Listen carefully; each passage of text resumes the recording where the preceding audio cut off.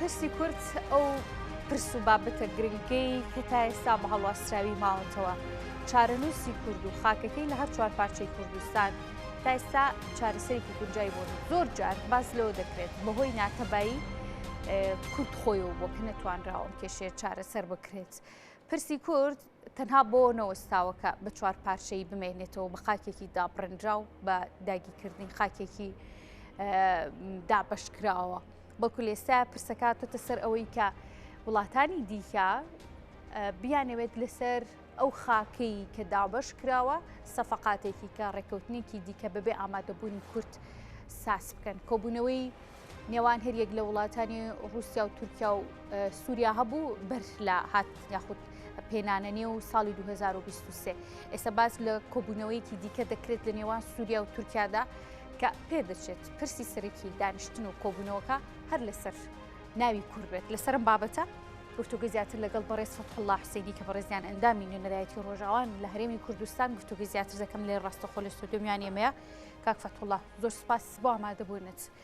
لەگەڵ سەروبەندی کۆتایی هاتنی 2022 سەروبەندی پێنانەنێ و 2023 ڕێکەوتنێک یاخود کۆبوونەوەیەک ساسکرا لە نێوان هەریەک لە رووسیا و تورکیا و سووریا و ئێستا باز لە کۆبوونەوەی نێوان تورکیا و سووریا دەکرێت. یعنی پێت دەچێت چی چاوەڕێی کورد بکە لە 2023 يعني براسي ام جباتي جبين كوبونوي هرسي وزير برجري تركيا روسيا سوريا اما نتشتكي تازيا صفقاتي امني زور زور هنا وكيوندين هواجري بين تركيا وسوريا لكثر طبعا عندك كيوندي وان سياسي قطع اطرابه لبر او امانه دايم على زياده لدي جري كوبونوين اسبانيا كوك وراتين جرانتو روسيا ايران تركيا خديت السودان كريتا يعني عندك يعني خديت السودان رجيم اسد عندك خديت السودان الفدراسيون العربيه الاسلاميه باش کاک فەتحوڵڵا داوای لێبوردێکم کە قسەکانم پێ ڕاگرتی بەحەوە بزانم دەنگی جەنابە باشی ناگاتە بینەران تاوکاران ئەمە کێشەیە چارەسەر دەکەن. پرسی کورد لە ڕۆژئاوا لە باکوور لە باشوور لە ڕۆژهەڵاتە ئەو بابەتەی لەگەڵەوەی کە دابەشبوونی کورد تەنها لەم چوار پارچەیانە وەستاوە دابەشبوونێکی گشتگیرتر بە وڵاتانی جیهان لە سەرانسەری جیهاندا هەیە بەڵام تا ئێستا مافی کورد بپێی پێویست نییە. بینیمان لە فەڕەنسا لە دوایین یاخود لە دوای ساتەکانی 2022دا هێرشکرایە سەرناوەندێکی کوردی کە بۆ هۆی گیانە دەستدانی سێ کورد لە فەڕەنسا. ئێستا چۆن کار دەکرێت و ناوی کورد ئێستا چۆن کاری لەسەر دەکرێت لەسەر ئاستی نێودوڵەتی لەسەر پرسی لەسەر ئەو بابەتی کە باس لە کۆبوونەوەی ئەستانە کرد. ئەستانە چ پەیوەندیەکی ئێستای ماوە بە مافی کوردەوە لە ئێستاە؟ هەر ئەسڵەن یعنی ئەستانە و کۆنگرەکانی سوودچی ئەمانە دەیموک ئەلتەرناتیڤ و بەرامبەری کۆنگرێ جنێڤ کە کۆنگرێ جنێڤ خۆنەتەوە یەکگرتوویەکان باڵپشتیان دەکرد بەڵام هیچ نەخشەرەیەک دەستێک کۆنگرێ جنێڤ نەبوو کە چارەسەریە سیاسی لە سووریا بێنە پێشیەکەم چشت لەبەر و گرنگترین شت کە ملەتی کورتنەتەوە کورد پرۆژەیە کوردی دەهاتە فرامۆشکردن لە ئەو کۆنگرانە ئەگەر هات و کورد بەشدار بانە وەکو هێزێک سیاسی وەکو هێزێک لەشکری لە کۆنگرە جنێڤیەک چارەسەریە سیاسی وەکو نەخشەریەک علاقال لە هەنگاوی یەکەم دەهاتە دین دیدن بەڵام لەبەر کورد فرامۆشخرا گەیشتە ئەوژی گەڕێکی زیاتر لە دەهگەر و هیچ ئامانجی نەبوو هیچ یعنی نەتائجی نەبوو لەبەر ئەواژی وەکو ئەلتەرناتیڤ رووسیا و تورکیا و ئێران خواستن گەڕێ ئەستانە دەستی پێ بکن و سەر هامشی ئەوژی گەڕێ سوچی دەست پێ کرد بەڵام لەبەر ئەمانە هەندێکیان وەک مەگوتی هەندێکیان خۆدیتن خوددانی ڕژیم هەندێک خودیانی کوالسیۆن عربی ئیسلامی کە تورکیا خۆدانی دەکرد و رووسیا و ئێران وەکو پاڵپشت بۆ ڕژیمە ئەسەد لێ نەزانی بوون کە بەشێکی دی هەیە جغرافیەک دیجی هەیە ناوی ڕێبەبەریە خۆسەرە هێزێک لەشکری هەیە ناوی هێزە سووریا دیموکراتیک زیاتر لە 33 خاکی سووریا بدەستی ئەوانە ژێرخانەیە ئابووری هەموو بدەستی ئەوانە سووریا ئەگەر ئەمانە نەبەشێک بشارەسەریە سیاسی قەتعاً نە رووسیا ئەتوانێت بڕیار بدە و نە تورکیا ئەتوانێت بڕیار بدە و نە ئیران ئەتوانێت بڕیار بدە ئەم کۆنگرێت ئەم جڤینە تالیجی هەرسێ وەزیرێن بەرگری قەتعاً ئەوە تەتمەیە بۆ کۆنگرەکانی ئەستانە لەبەر ئەوانەژی بگەڕێک و دووگەر و سێگەر تەواو نابن لەبەر چارەسەری نەدەستی ئەوەندەیە احتیمال لە بریارە جەنگ دەستێوان دەبێ بریارە ئاشتین لە دەستێواندای و دوای ئەو کۆبوونەوانە یەکسەر هەلوەستێکە ئەمریکی بە هێزی دەرکەت گوتی ئەو تشتانێک لە مۆسکۆ هاتە دیتن هاتە ئەنجامدان قەتعاً بدڵمان نییە و باڵپشتیژی ناکەن اما بالپشتی ناکن اما پروژه که وکو کرد پروژه که به چه حقی اتوانه اسد اتوانی برای کفتن گل ترکیه بک که ترکیه اولاتی ویران کریه نقشه سوری همی تک داوی خلک پنابر کریه 7 شهر سوری داگر کریه ضمن نوان د 3 شهر کردی آیت چون پیکه مصالحه لقل رژیم انقره لیخه وملته بروجه کوي سیاسی هي ودعوه گفتگو لتدك او دعوه گفتگو هن بسرپرشتي روسيا روسيا ام من تناقضات هالوسط الروسي ده في شارك السرخومه باش روسيا خوي لسه لنيو شركه كجهاني سقال كردو بو شروا چون دتواني بيتنيو من الملاني كي ديكا صفقات وركوتنيكي سياسي ديكا لروجالاتي ناوراستو ك لنيو شيان دا برسيكي جرينجي وكو كورتيا وبابا دبولي تركيا اتواني امبكا کردووە ینی رووسیا زۆر سەفقات لەگەڵ تورکیا کردووە زۆر سەفقات کردیە داگرکردنی عفرین لە لای تورکیا سەفقەیەکە رووسی تورکی بوو داگرکردنی سەرێکانیە و گرێ سپی ئەمە سەفقەیەک بوو بینێ رووسیا بەڵام لە شەڕی ئۆکراین بوو بكل تأكيد لەگەڵ ئێستاژی گەل ناو شەڕێ ئۆکرانیایە کە تاهرانجی ناو شۆرەشەکە گشتیە بەڵام تا ئێستاژی پلان لایوان هەیە ئەو پلانە هانێژی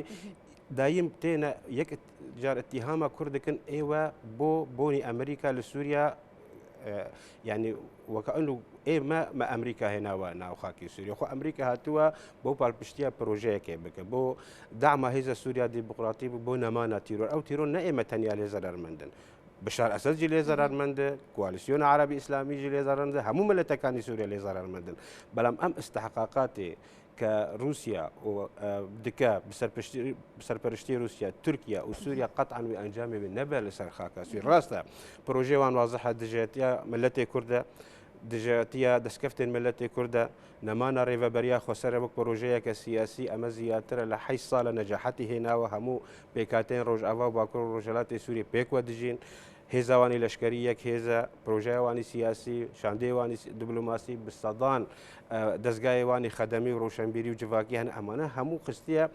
خەڵکی ئێمە سلمە ئەهلی دناو خۆ دەپەرێزە ئەگەر بنەر نەخشەیە ڕێڤەبەریە خۆسەر بت و نەخشەیە دی بنەرە ڕێژیمێ بنەرە و نەخشەیە کوالسیۆنە عربی ئیسلامی بسەرپەرشتیە تورکیا بنەر تێ بنەر جیوازیەکە زۆر زۆر هەیە منطقەیە گەشە دەبێ و منطقەیان وێران دەبێت باشە بەس لە ئەمریکا کرد کاک فەتحوڵڵا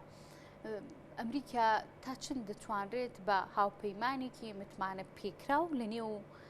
کێشەیەکی وها نەتەوەییدا خاک پرسی خاکەیە پرسی نەتەوەیە بەرژەوەندی هەیە تا چند دەتوانرێت تا سەر متمانەی پێ بکرێت و ئەمریکا بەدەر لەو پاڵپشتی و لەو ڕێگری کایکات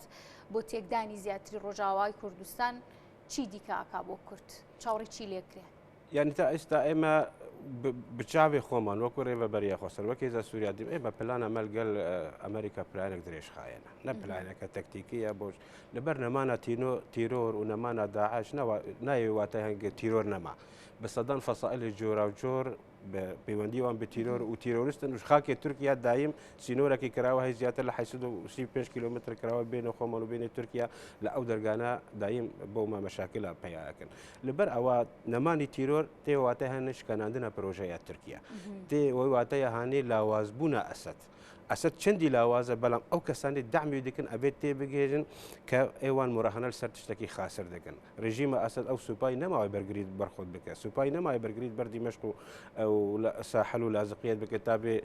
ئێریشی ڕێڤەبەریا خۆسەر بکە ئێریشی هێزە سووریا دیمەخ چەند پلانان دێنە بەڵام پلانێوان دایم بۆ فشارەیە رووسیا لە ئەم تشتا تێدەگەی رووسیا نەمستەعەدە جەنگێکی تازە لە سووریا ڕووی بدە لەبەر خاکە سووریا تەحملە جەنگێکی تازە ناکە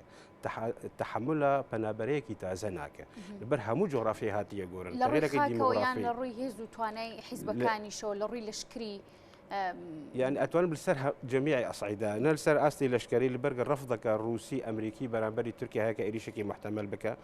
إيران أو جغرافيا كإستا محتملة إيريش بك تركيا مناطق من بجوباب مناطق من بجتابجة مناطق ترفعات أمانة دكيت سر سينوري مناطق نفوذ إيراني لبر أود دكيت سر سينوري حلب يستبدست إيران أخونا بدست ريجيم أسد لبر أوان تضارب مصالح حيوان أو مصالح حيوان راسته لابدو بلانا داتنا بل قطعا أو بلاني وان هم فشارا يكم كموسكو دعوان ما تكتب عليه برون گفتوگۆ لەگەڵ ڕێژیم بکەن درۆ گفتوگۆ گەر ڕێژیم دەکە ڕێژیم تدگەرینە چارچەوە یەکەم عقلیەتە پێش 2011 پێش 2011 مەحالە سووریا بگارێتە پێش قۆناغی 2011 بەسەدان شوون هاتیە گۆڕین تەغیرەکە دیموقرافی چێبووی هێزنی دی هاتنە دروستکردن چەتە هاتن و ڕۆشتنە داعش هاتی ڕۆشتن جەبهەت النەسر هاتی و تێشکاوە ئەبێت تێ بگێت کە نەخشەیەکە تازی بۆ سووریا پێویستە ئەو چارەسەریە سیاسی ئەگەر نیوی 50% دەستی ئەسد دەی 50% دەستی کوردەیە ئەبێ ئەو عقلیەت نزیک نەکە لەبەر ئەوە ئەمە بحاجەتی مساڵحەکە خۆینە نە مساڵحەکە دەرەکی کە سووریا و تورکیا بکەن باشە کەواتە چارەنووسی ئەم خاکە دایکی کراوە پارچە پارچە کراوە ئەم خاکە هیلاکە چی بەسەرتێ بە تایبەتی لە باکوور و لە ڕۆژاوی کوردستاندا ئەو کۆبوونەوەی کەوا بڕیارە لە نێوان تورکیا و سووریادا لەسەر ئاستی لوتکەی مەبەستم ئەردۆغان و بەشار ئەسەددا ئەنجام بدرێت ئەنجام بدرێت تا ئێستا بەشار ئەسەد موافقەی نەکردووە ئەلێ مەبا چاڕوان بکە تا هەڵبژارتنی سەرۆک کۆماریە تورکیا بزانیمەکی تێ سەر کورسیە حکم متوقع ئەم جارە ئەگەر ئۆپۆسیۆنەکە بەهێز هەبە بەرامبەری ئەردۆگان و ئەکەپە و مەهابە احتیمالە جەهە پێش دەربچە لەبەر تا ئێستا هەدەپێشی هەلوەستی هەدەپە ئەتوانێت زۆر ترازوی دەنگی بگۆرە لەبەر ئەوە نزیکی انتخاب هەلبژارتن مراهناتی سەر ئەردۆگان نایکردن ئەردۆگان چی خراپ هەیە سووریا کردی 2011 تا ڕۆژی ئەمڕۆ شاری گەورە وێران کردی لەبەر دعمە سنە کردژی عەلەویەکان کە ئەوژی حکومە بەشار ئەسەد بوو دوای هات چاوی خەبەردار دەستکەفتەکانی کورد ئەوژی هاتن دەکارێمێ مەداکرد کورد تا ئێستای چاوی داگیرکردنەکە زیادکردنە بەڵام قەتعاً ئەوانە مەحالە لەبەر تورکیا ئێستا تورکیای 2011 نەوەک 2023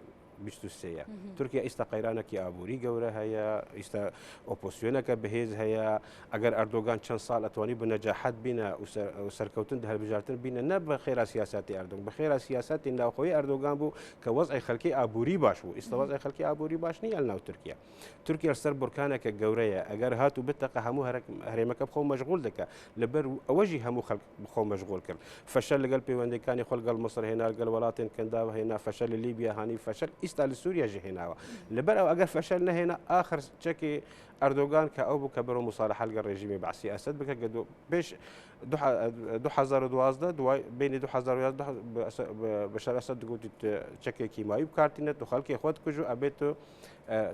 سدة الرئاسة تشول بك وتسرو كوماري أول عطانا منا مراهنات أردوغان همو فشل هنا البرا وإستا لاف دكا لموسكو لطهران لدمشق بون أتواني بشارة سرية كي ببينا يعني أتواني بريه خاص بك برانبري خلق خو بيش 2000 وبيش البجارتين 2000 باش برسي روجافا وسوريا تاچن كاريكي لسر هالبجارتكاني تركيا دبه حسب باز لوش دكريت كتركيا لهولي أو داكا چەند مانگی هەڵبژاردنەکان پێشخوابن و نەبی خاتەنی و مانگی چوارەوە هەر بە ئامانجی ئەوەی زووتر کۆبوونەوەکانی لەگەڵ بەشارە سەدا ئەنجام بدات ئەم کۆبوونەوانە و ئەم ڕەوشەی ڕۆژاوە کاریگەری چیە بێت لەسەر هەڵبژاردنەکانی تورکیا ئەوە کاریگەری هە بەلبەرگە پارتی بەگشتی بكل تاكيد لەبەرگە ئەردۆگان زیاتر موازنای وڵاتی خۆی تورکیا خستە جەنگا سووریادا بەسەدان فەسائلی جۆراوجۆر چەتە بخۆی کرد فەسائلی سیاسی بخۆی کرد پێش ئێستا زیاتر لە 8 وڵاتی ناودەوڵەتی اعتراف ئەو کۆلیسیۆنە عەرەبی دکە بەڕێ تاقەتەنیا تورکیا پێ دکە و یەکەم مقایەدا ئەگەر تورکیا نزیکی بشار ئەسەد تەطبیع بینی شام و ئەنقەرە دروست ببێ یەکسەر ئەو کۆلیسیۆنە عەرەبی ئیسلامی تەسلیمی بشار ئەسەد دەبێ لەبەر هیچ ئەلتەرناتیفی نییە ئەردۆگان یان تلگەل ڕێژیم بە یان تلگەل ئۆپۆسیۆن بە ئیسن تلگەل بشار ئەسەد ڕوونێ و وەزیرە بەرگریە تلگەل وەزیرە بەرگریە تورکیا دادنیشە و هەفتەی داهاتووژی سەرۆکی دیبلۆماسیا رووسی سێرگێ لاڤرۆڤ لەگەڵ داود چاوشئۆغلۆ نەخشارەیەک هەیە بەڵام ئەم نەخشاریە لەسەر حەسابێ ئەو کۆلیسیۆنە عەرەبیە نەشتوانین لەگەڵ ئۆپۆزیسیۆنی سووریادا ڕێککەوتن بکە كي ريكوتن تركيا بحاجة نية ريكوا بيدق شطرنج للاي تركيا وان تسليم بك دمشق بك وان بني ربو يونان وناردي كاراباغ وناردي ليبيا وناردي هموشونك بلان فشل هنا اما شتنا مرتزقنا لا اردوغان اجدك مسألة وان مسألة ازادي وكرامات وشارسرية سوريا سياسية امانا لا اجندات انقره اشتكن لبر اواجي جاويان لدمشق نيه استجامي هويا لقامش له باشا كاك فتح الله اما كم دوا برسيار ئەو کۆبوونەوەی وەزیرانی بەرگری رووسیا و تورکیا و سووریا ئەنجامیاندا لە کۆتاییەکانی 2022 چاوەڕێی چی لێ دەکرێت ئەنجام و بەرەنجامەکەی چی دەبێت زوو ئەنجامەکانی دەرناچن ئەنجامەکانی سەرەکی ئێمە وا دەزانن کە دژایەتیە پرۆژەیە سیاسی کوردیەک هەوژ ڕێبەبەریە خۆسەرە دووام گفتوگۆ دەکرد سەر پاشکەشەکردنە هێزن تورکی لە ئەو شارێن کاتنە داگرکردن لای تورکیا ئەمەژی مەحالە تورکیا زوو پاشکەشە بکە ئەو چەتانەی کە لێ دژین و تورکیاوان بخۆی ئەکە ئایا مەسیریان چ ئەبێ کوالیسیۆنە عربی ئیسلامی کە لە ئەستانبول بخۆی بە ئایا نەتیجەکە ئەرمانجەکە چییە تەسلیمی ئەسەد بن یان لای تورکیا دەبن تورکیا چەند کاغەزی فشار بەدەستی دمینە لە ناو سووریادا ئەمانە هەموو مراهەناتن تورکیا یاواش کاغەزی فشار دەستی دەناماوە کاغەتی فشار تااقەتەنیە دەستی کوردەماوە ئەی کشانەوەی ئەو هێرشانی چنگی پڵنکە لە ماوەی ڕابردوودا بۆ هەرێمی کوردستان ئەنجامیدا و لەو لاشە لە ڕۆژاوا ئەنجامی ئەیە باسی لەوە کرد کە تورکیا کشاوەتەوە لەو هێرشانە ئەمە بڵێ پلانە سازی و ئامادەکاری بێت بۆ هێرشێکی دیکە ئامانجێکی دیکە پێش سێ ڕۆژ ئەردۆگان ڕاگەیان بەرامبەری فراکسیۆنی حەزبی خۆڵ پەرلەمانی تورکیا گوتی ئێمە زووترین نیکات ژێرخانەیە ئابووری ڕۆژاوای کوردستان دکەنە ئەرمانج ئەو ژێرخانەیە کە ڕێبەبەریە خۆسەر ئیسیفادە لێ دەکە و پێی خەڵکی خۆ بخۆی دەکە لەبەر هیچ چەکی پێ نەماوە چەکی ماوە چەکی ئابووری گەلمە تەعامل بکە بەڵام ئێمەژی لای مەژی ئەنجومەنە سووریا دیموکراتیکی یەکسەر بەرسەوی داخۆی مەژی واقعک لایمە هەدی فاکتۆیەک لایمە هەیە پرۆژەیەک لایمە ئەو پرۆژەیە بۆ هەموو سووریا باشە و بۆ تورکیاژی باشە بەڵام تورکیا کوردان قبول ناکرد سەرسینەوە دەستکەفتی کوردان قبول ناکە هەر نەتەوە کوردی لای جیگای قبول نییە لەبەر ئەوە تورکیا لایمە وڵاتێکی یەواش دەهەرفە و احتیمالەژی ئەردۆگان ئاخرین